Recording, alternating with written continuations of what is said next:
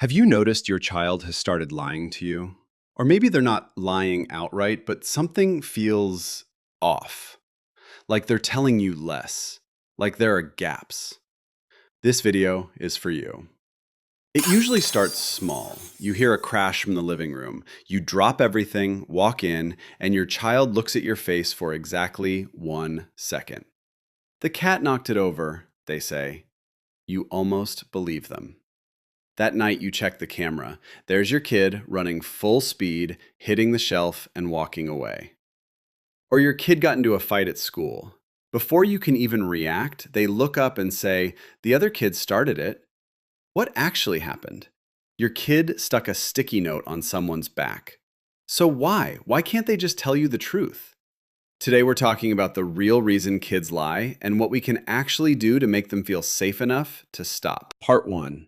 The biology of the safety check. Stop treating lying as a moral failure. It's a survival instinct. Inside your child's brain, the amygdala is the smoke detector. Its only job is to ask, "Am I in danger?" In the past, danger meant a predator. Today, for a child, danger is the loss of emotional connection with you. And here's what's wild. Researchers found that social rejection activates the exact same region of the brain as physical pain. Your child isn't being dramatic. To their brain, your disappointment hurts the same way a broken bone does. When the amygdala fires, the logical part of their brain, the prefrontal cortex, effectively goes offline. Your child isn't thinking about honesty, they're in survival mode. Your child's heart rate is up, palms sweaty, and their brain is screaming for a way to make the pressure stop. Lying is the fastest exit button. That's it. Picture it. Your child hears your footsteps coming down the hall. Their stomach drops. In that split second, their brain isn't moral. It's mathematical. They're not asking, "Is lying wrong?" They're asking, "What gets me out of this the fastest?" When a child makes a mistake, let's say they accidentally deleted a file on your computer, their brain runs a cost-benefit analysis. If the truth costs a lecture, a look of disappointment, or their phone for a week, and the lie costs a 50% chance of getting away with it, the brain picks the lie. Every time. We often mistake this for defiance. We think, "How could they look me in the eye and lie?"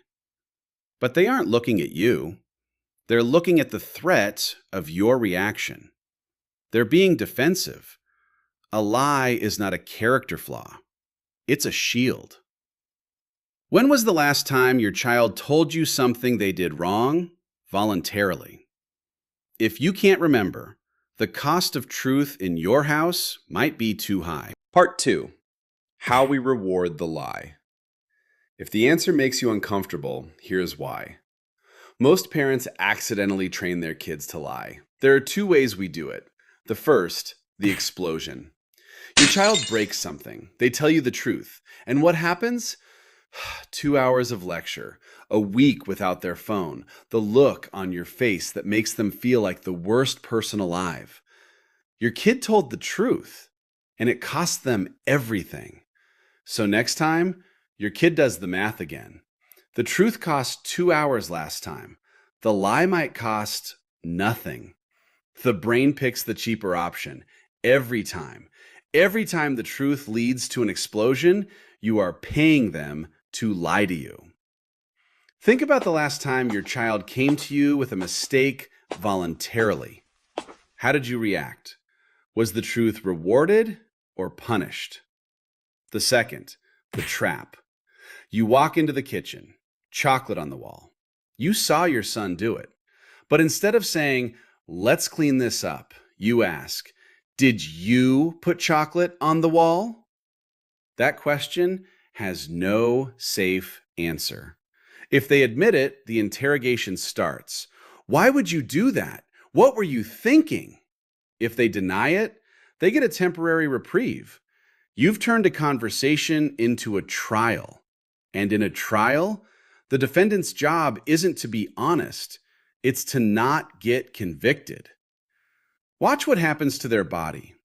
Shoulders tighten, eyes shift to the side. They stall with an. These aren't signs of a bad kid. They're signs of a scared one. A child who has learned that the truth costs more than the lie. Every time you ask a trap question, you give them a masterclass in deception.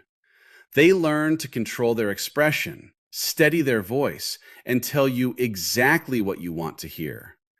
You think you're catching them. You're actually training them. But as they get older, the lying gets quieter and harder to spot. Part 3. Performance Mode.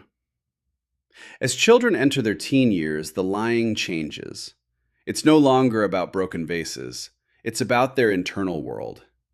If a child feels your love depends on their grades, their sports, their behavior, they start hiding anything that doesn't fit.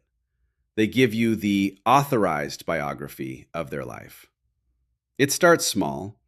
Your child doesn't mention the C on the quiz, doesn't tell you about the friend group drama, doesn't say they've been dreading Tuesdays because of one specific person in class. Every omission feels harmless, but the gap grows. Month by month, the person they show you drifts further from who they actually are. And your child gets lonelier, not because no one is around, but because the one person they most want to talk to is the one person they've decided they can't. How was school? Good. Are you okay? Fine. In these homes, the good child is the one at highest risk. Researchers actually have a name for this. They call it perfect child syndrome.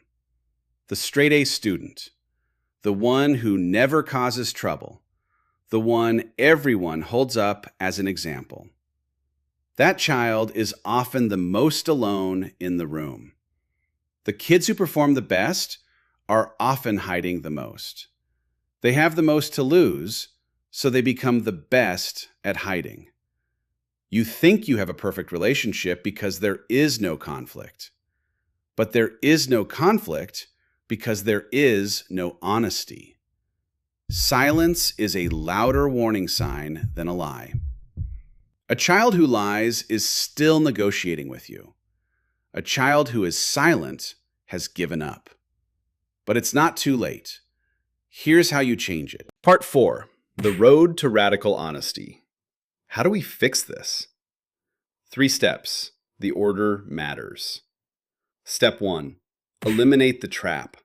Stop asking, "Did you?" when you already know they did. Use "I noticed" instead. "I noticed the trash wasn't taken out" invites problem solving. "Why didn't you take out the trash?" invites excuses. "I noticed" puts you on the same side as the problem. "Why didn't you?" puts you opposite your child. One opens a door, the other starts an interrogation. Step 2. Thank the truth. This is the step most parents skip. It's the most powerful one. When your child tells you something uncomfortable, before you address the mistake, say, "I'm really glad you told me that." 7 words. That's it. You are not excusing what they did. You are telling their brain, honesty is safe here. You are changing the math right then and there. A child who lies to you is protecting themselves from you. A child who tells you the hard things has decided you're worth the risk. Every time you say, "Thank you for telling me," you make it more likely they'll do it again next time. Think of a CEO who screams at every employee who reports a bug. Eventually, no one reports anything and the whole company crashes. Don't fire the whistleblower.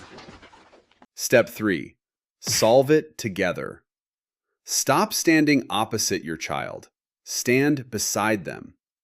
Your first reaction decides the next 10 years of your relationship. If they tell you something hard and you tighten your jaw or narrow your eyes, your child has already decided never to tell you again. Practice the 6-second pause. Your child just told you something that made your stomach drop. You want to react. Don't. Count to 6. In those 6 seconds, you're not staying silent. You're choosing which parent you want to be right now. What does that look like? Your child tells you they failed a test. You breathe. You look at them, not at the problem. You say, "Okay, tell me what happened." 4 words, no sigh, no crossed arms. That 4-second response teaches more about safety than any lecture you've planned. Show them that their truth doesn't have the power to break you, and that when things go wrong, you face it together. That's it. No speech, no lecture, just that. Part 5. The long-term stakes. The moment you change the cost of truth, your child changes what they bring to you. The rules they write about you at 10 are the same rules they'll use at 20. A child who trusts you with a broken vase will trust you with a broken heart, or a substance problem, or a career crisis at 25. Every time you respond with, "Thank you for telling me," instead of, "How could you?" you add a brick to the bridge. You tell them, "You are more important to me than this problem." And here's what that looks like 5 years from now. Your teenager comes home and sits down next to you. Not because they have to, but because something happened today that they need to say out loud. It's not because you were perfect, it's because you were safe. Your teenager chose you. Out of everyone they could have called, they chose you. Think back to that child at the start of this video, standing over the broken vase, looking at the door, running the calculation. The answer they land on depends entirely on the history you've built together. You can be the parent whose face they run from or the one they run to. But this time, you walk in. You don't ask what happened. You just kneel down next to them and you clean it up together. Your child doesn't want to lie to you. It's exhausting. It's lonely. They want to be seen. But they need to know that being seen won't get them hurt. You can't undo yesterday's reaction. But tomorrow's moment, that one's yours. Find the moment, just the two of you. One room, no audience. The opposite of rebellion isn't obedience, it's connection. If this gave you a new way to see things, hit like. It helps more parents find this, and follow for more.